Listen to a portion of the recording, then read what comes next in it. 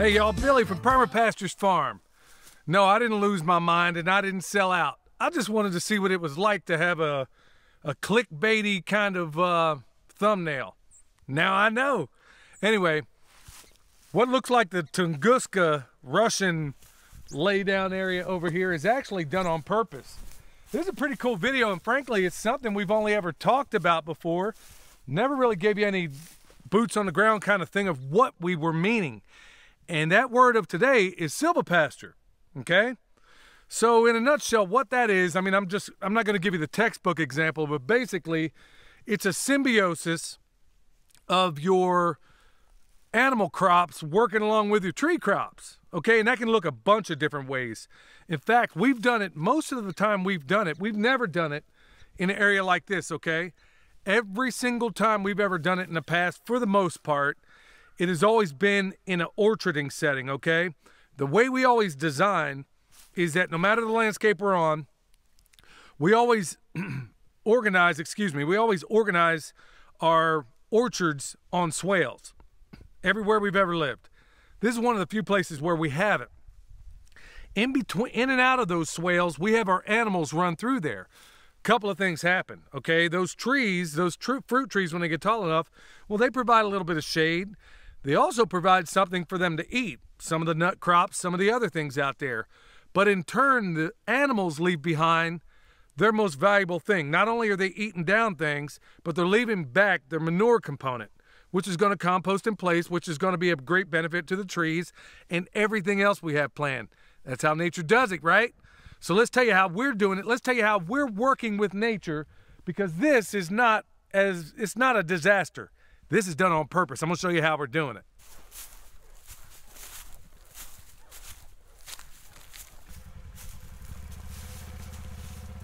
I got to be honest with y'all. We haven't done a whole lot of filming up here. I mean, we have a time or two, but really nothing major, because a lot of the action happens out in the pasture. Now, a lot goes on here, but as of late, we've really got a lot going on here. Let me just because William has already thinned this out so much, and frankly, he's done 99% of this by himself. You can see a pile of stuff over here. There was a lot of dead stuff. And let me back up. And I've talked about this before. In the past, we've talked about how homesteaders can be the best thing for a landscape or the worst. Let me just say, before we bought this property, I can't even tell you how many cows were out in here. I mean, all up in the woods, everywhere. They decimated it to the point that I'm not exaggerating when I say about, I don't know what it was before, but over time I'm realizing that about 80% of the trees around here got to go. I mean, it's just not making good sense. But remember, this is permaculture. The problem is the solution. So you see that big wood pile down there? That's the one where William's been basically taking this little rental machine over here, dragging it all down. I can't even believe what he's been doing with this stuff and the logs it'll take. Man, I sure hope one of those is in the cards one of these days, because it's spoiling me rotten and I'm gonna cry. So he's been dropping a lot of these dead trees. I mean, look at this. This is typical of what you see here. I should not be able to pick this up that easy. I can, because it's dead. And so is everything else. But here's the beauty about it, with the problem being the solution. Now we got firewood for decades, okay? So that's a good thing. But the beautiful part is now we're opening up acres and acres that we can now use as silvopasture. Now that William has cleared up this canopy a little bit, and in fact, there's quite a bit more to do, and I'm going to talk to you about how we go about doing that. Now that this canopy is going to be wide open a little bit more, we can actually grow grass up in here. There was nothing growing in here but briars and thickets, and you know what that means. When you see briars and thickets and all that other stuff, you got jacked up soil. So we're going to work in partnership with the animals and show you how we go about doing that. Here in a little bit, I'll take you up and show you how it's being done right now to give us access to do all that. I wish we thought of making this video back when William started, so you could see the before and after. Unless I just take you around and look at all the stumps, you probably won't know. But a whole gang of trees in here were either dead or on their way of dying, okay? So when we're going through right now, we're doing a bunch of selection. We're thinking, okay, well, we got this white oak here, we got some poplars over there, and we got a cluster of a bunch of trees back right through here.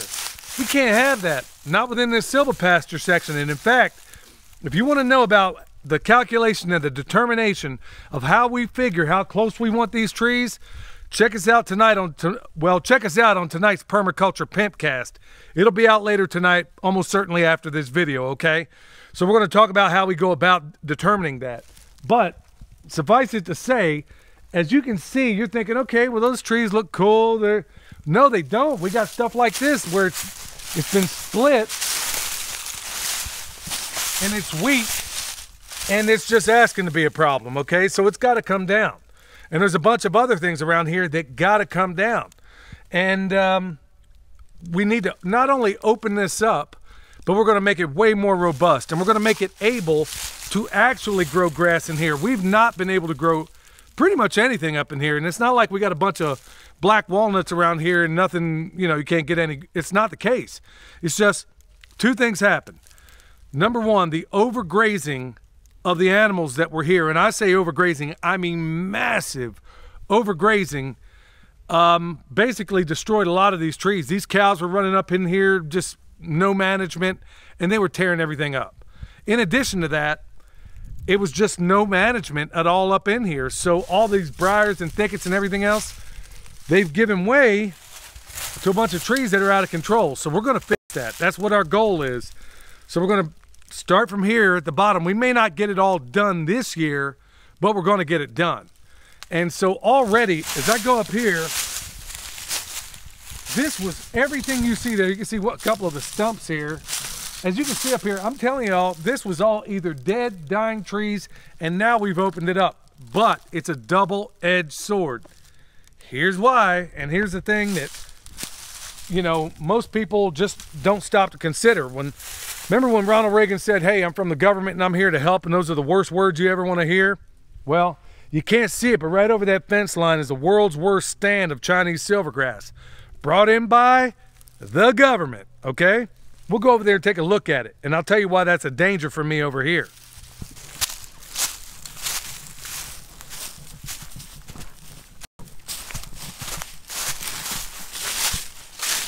See all that brown looking stuff over there? That's Chinese silvergrass, okay?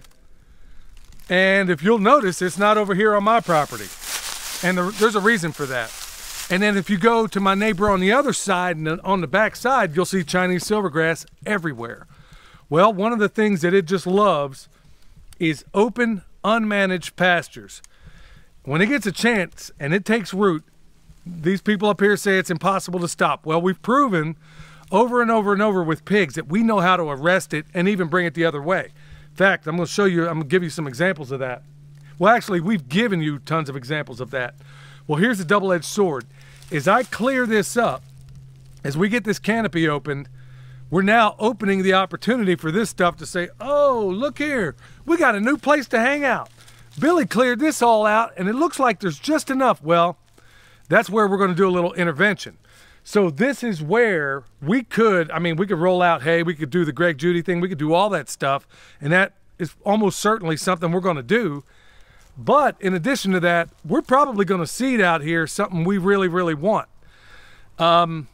That's the double-edged sword. We're opening this up, but now it's being opened up for invaders, okay? Now, you could say that's an invader. Maybe people around here just haven't figured out how best to find something that'll eat that up. But I know pigs, the right pigs, will get that done. All right, you see this little, this tangled mess behind me? Well, that's what it looked like down there before the pigs got in there. Actually, the pigs have actually gone through here. Trust me, when it was green out, it would be near impossible to even see from one side to the next in here. But here's how we go about it. When we have thorny, nasty, thickety, awful stuff like this, well, we use as many allies as we can, because like the great Sepp Holzer says, if the animals don't do it, you got to do it, okay? So you can let the pigness of the pig, as Joel Salatin says, do all of that work for you, or you can sit here and try to beat your way through all this viney nonsense, trying to get your way through it. All right, let's go over here and take a look at what they're doing right now. And you can see, well, right here up above, we'll go take a look at it.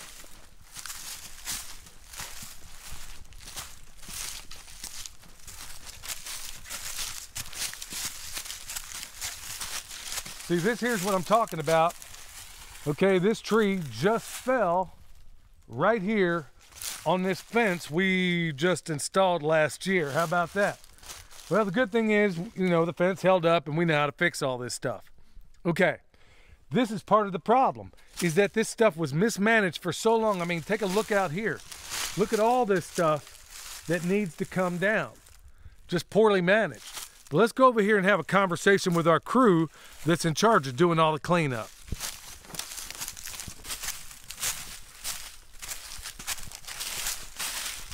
Piggy, piggy. Piggy, piggy. Piggy, piggy.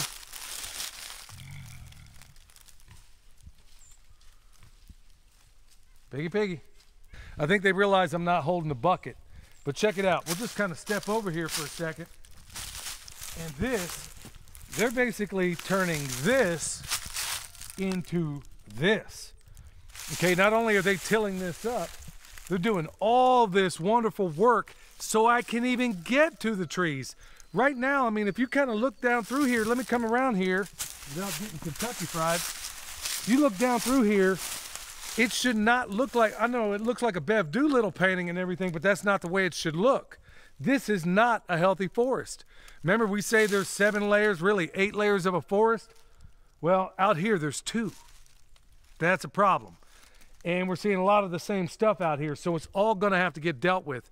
And this is where our intervention, working with our animals. I mean, think about this is the beauty of permaculture. This is the beauty of silvopasture. Think about it, I'll just lay it all out. Pigs go through first. They give us access we need to take out the rest of it. And then we get done, we clear it out. In this case, we're gonna seed because we don't want unfriendly weed regimes out here. We seed when the time's right. Now all of a sudden our sheep, bovines, whatever we choose, can go through here. All the way up, I don't know if you can see it so much, but it is beautiful. One of the beautiful things about living up in these mountains, we can graze them plumb to the top of this mountain, but we gotta clear it off. And there's no way that's not gonna happen. There's no way that's gonna happen without allying with these guys right here. See, this is part of my reluctance to even wanting to put them in the fridge right now, because these guys are so doggone handy. Ain't that right, little pig?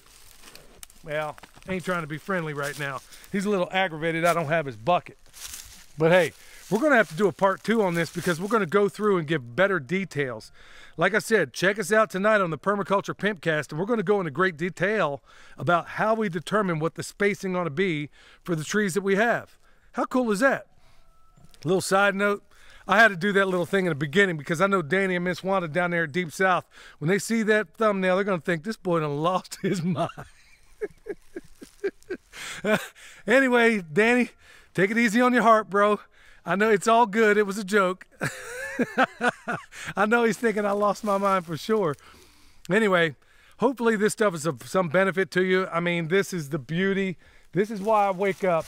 I mean, look at this. It's not just this beautiful environment, and it's even a more picturesque view over there. It's not just the beauty of living in this environment in these mountains, living like you're in a Thomas Kincaid painting or whatever the case may be.